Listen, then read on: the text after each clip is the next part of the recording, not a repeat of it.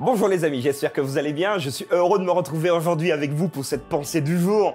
La question que nous allons aborder aujourd'hui a été posée par l'un de vous et je trouve ça extraordinaire. La voilà.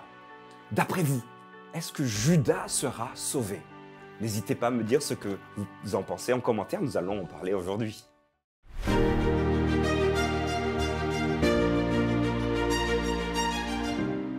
La pensée du jour se trouve dans Actes chapitre 1er, versets 24 à 25.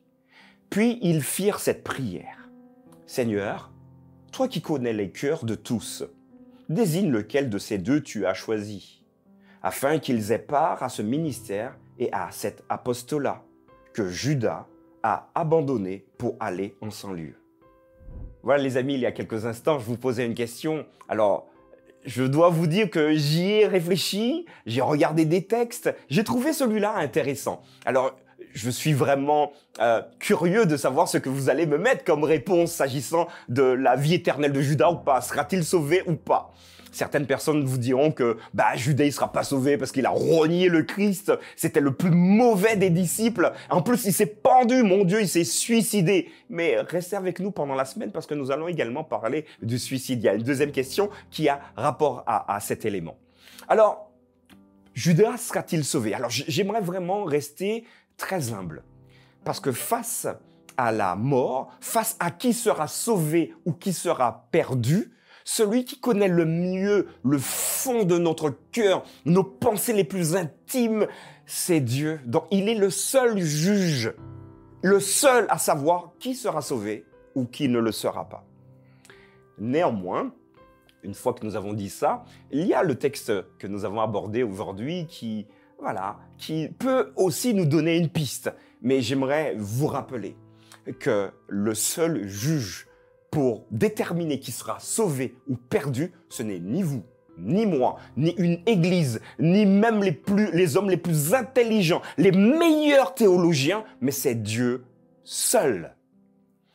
Actes des Apôtres va donc nous dire, alors il s'agissait donc de remplacer Judas qui s'était donné la mort, donc ils vont faire un check et ils vont choisir deux hommes. Et ensuite, ils vont prier, ils vont dire, Seigneur, voilà, on a choisi deux personnes, à toi maintenant de nous dire qui on prendra pour être le 12e apôtre, puisque Judas n'est plus là.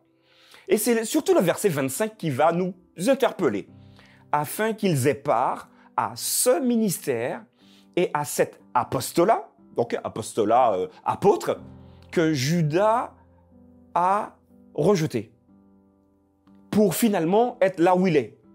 Alors, en lisant ce texte, on pourrait effectivement en conclure, peut-être rapidement, que les disciples eux-mêmes, les apôtres eux-mêmes disent que Judas, il était un traître, il nous a fait un coup dans le dos, il s'est suicidé en plus, donc aucune chance pour lui d'être sauvé.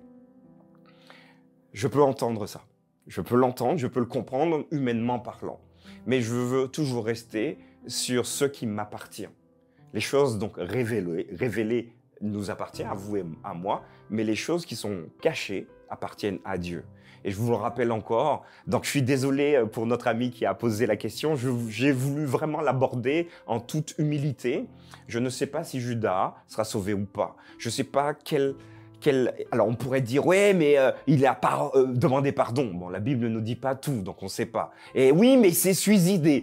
Donc, si on se suicide, on pêche contre soi-même, donc on sera brûlé en enfer. Les amis, restons hyper sages et rappelons-nous une chose. Dieu, il est le seul à savoir la destinée finale de Judas.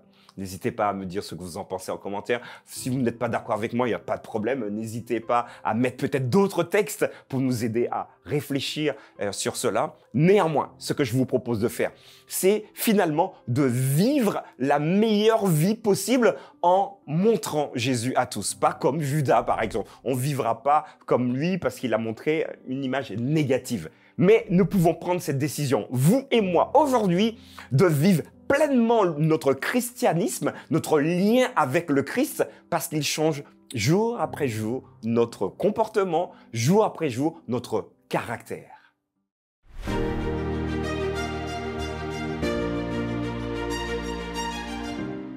Voilà, donc j'espère que notre ami qui a posé la question ne m'en voudra pas. Vous voyez, je suis pas tranché sur la réponse. Je dis pas oui, il sera sauvé ou non. Je dis j'en sais rien. Je laisse ça à Dieu. N'hésitez pas à me dire ce que vous en pensez. Partagez avec vos amis et puis continuez à discuter entre vous dans le chat également. Et puis je me ferai le plaisir de vous lire. Et puis voilà, on échange ensemble. Rendez-vous demain pour une nouvelle pensée du jour.